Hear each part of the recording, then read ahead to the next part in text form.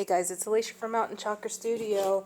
I am going to be taking this brand new transfer design and I'm going to be doing a wood burn on this really cool cutting board made by IKEA. So this is going to be burned on here, and I am going to show you how to do a dark burn, a light burn, a gradient burn, so that you can see that you have more control with your wood burning gel than you would if you were just using like a scorch marker or something like that. But here we go. We're just going to take an 8x10 transfer. We're going to peel it off. I've already prepped my surface real smooth. You want to sand that down beyond 220 grit. So you want to follow all of the woodworking tips on how to sand your surface when you're going up from 80 to 100 to 220. Don't skip any steps, and then I take it further to the 1000 mark on these. If it's super rough or it's super, like a different type of wood, I believe this is just pine, then I will, take it up to, beyond 1000 grit. So you can find all of those grits of sandpaper online.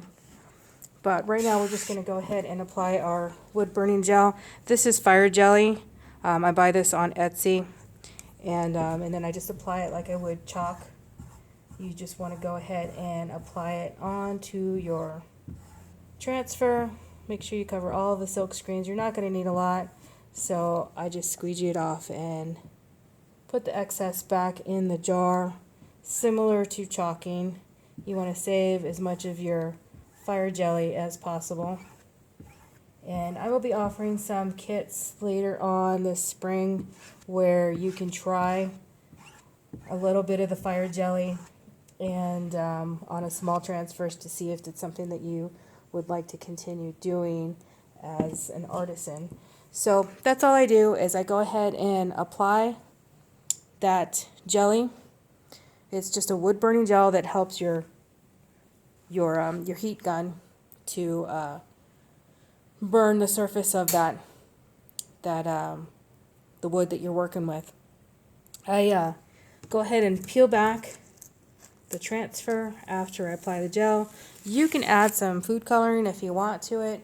I don't like to. I just like to go ahead and use the natural gel on there. It works a lot better for me than adding color. And but yeah, if you have a hard time seeing where that gel is going and you want to make sure that you've covered all your surface, go ahead and apply a little bit of food coloring. Not a problem. So we want to leave the surface sit for about 2-3 minutes, and then we're going to take our heat gun and we're going to apply some heat. Alright, I've let this sit about 3 to 5 minutes, and we're going to go ahead and use our heat gun to start the process. It usually takes about 3 to 5 minutes to burn this, and I want to go ahead and you take it up to the highest setting on your heat gun.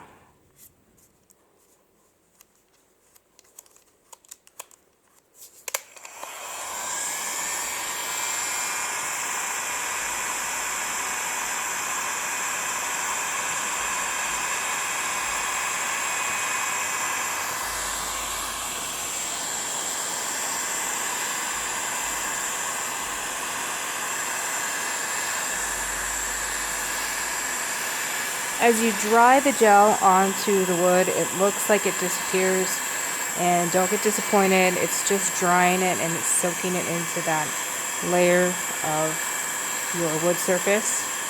And once it gets all the way in and dried, it's going to start to burn and do that process so that you'll start seeing the letters come up. You don't want your heat gun to get too close to the surface, and you want to keep moving it around, because if you do stay in one spot, you're going to get blotches of wood burn around your letters, and that's not what you want.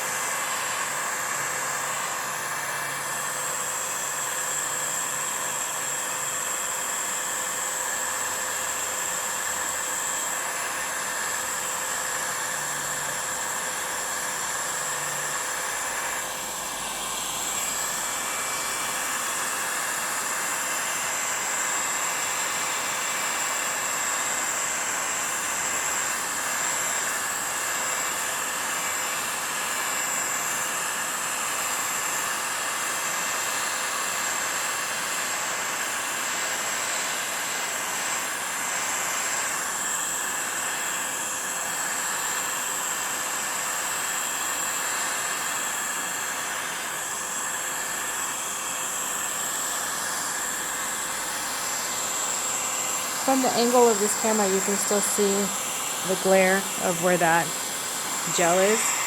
So it's working, it's doing its process.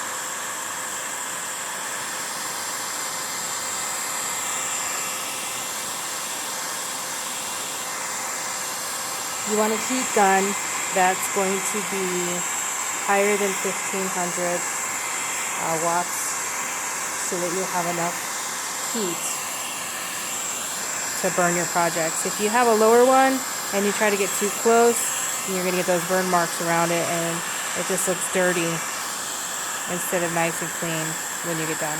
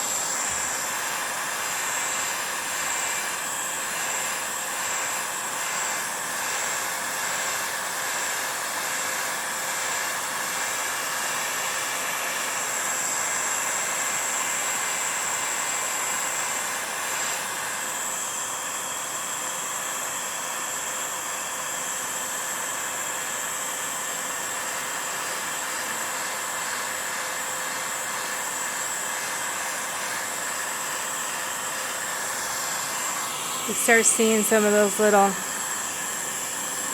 brown bubbles start to pop up. It's starting to work its process.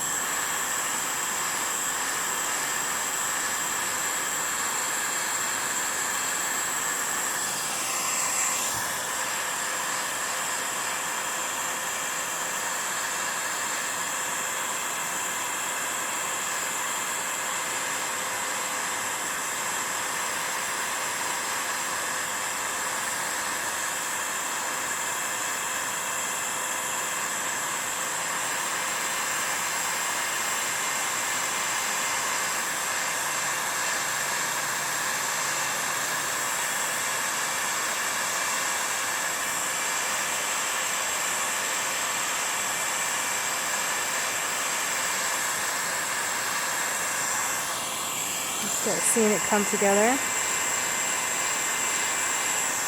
And depending how long you do this process, you can determine how dark you want this to show. If you want it lighter colored, if you want kind of like a ombre look where you got the darker on top, lighter on the bottom, you can do that too. The types of wood that you use definitely make a difference. You want raw wood, you don't want any. Don't ever try to burn on anything that's been stained.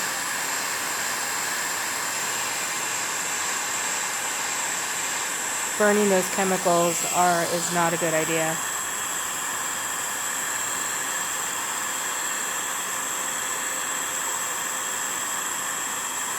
Every wood burn is going to be different, so they're not always going to be the same.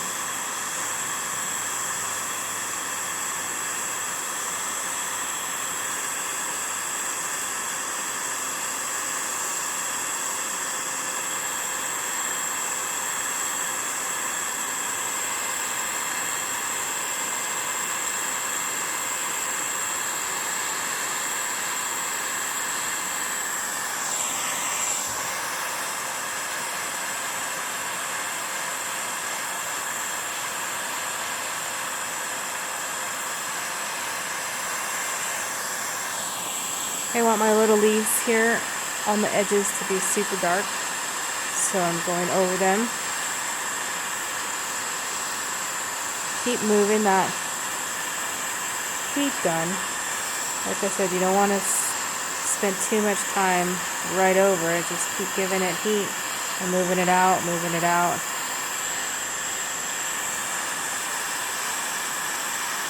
Don't put your fingers anywhere near the tip of that heat gun because it is pretty much fire. Much hotter than a blow dryer. A blow dryer will not work on this.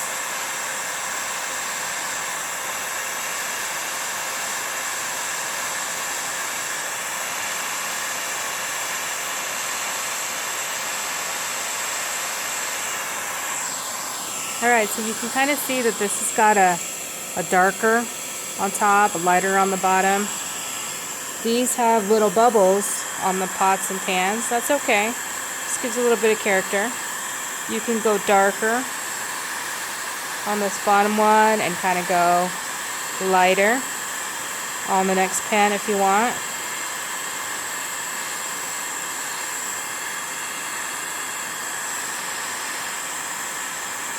Your board does become super hot, so you want to put it on a surface that is fire retardant, or put some tile or something underneath this as you're burning.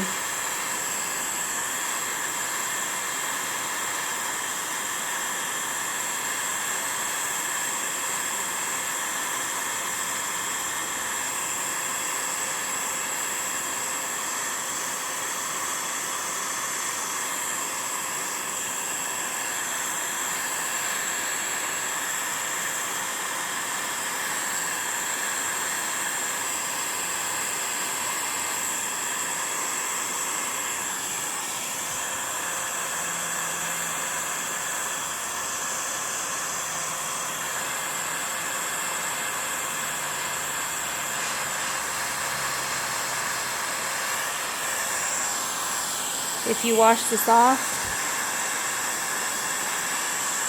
just dry it really good before you put your food safe grade oil on it. If you plan to use this as a cutting board.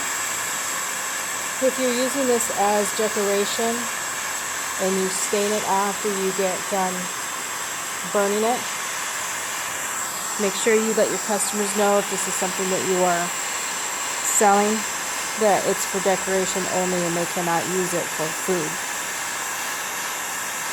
So always be upfront with your customers on what your items are safe for using.